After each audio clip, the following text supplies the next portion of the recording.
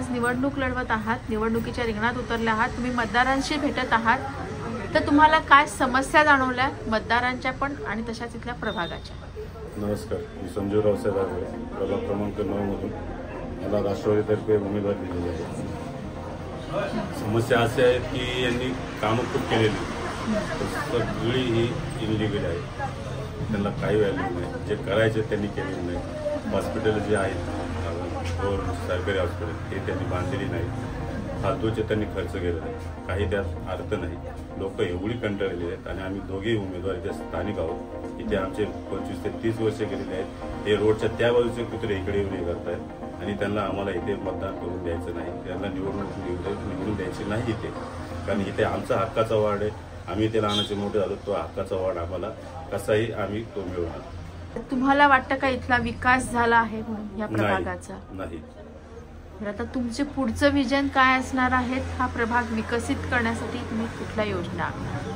योजना ज्या गरीब लोकांना, महिलांना ज्या समस्या आहेत त्यांच्या आम्ही त्या सोडवण्याचा खूप पक्षाकडून प्रयत्न करणार आहोत. बरं, मतदारांनी तुम्हालाच निवडून द्यावं असं तुम्हाला का वाटतं? कारण आम्ही इकडचे स्थानिक आहोत.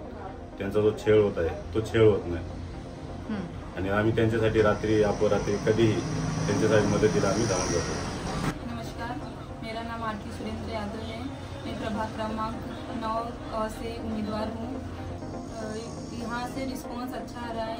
जो विपक्ष के लोग हैं उन्होंने ज़्यादा अच्छा काम नहीं किया है और यहाँ से लोगों के मन में है कि कोई नया उम्मीदवार यहाँ आए और अच्छा काम करे. इसीलिए संजू दादा और मैं यहाँ से खड़े हैं और उनकी समस्याएं हल करेंगे.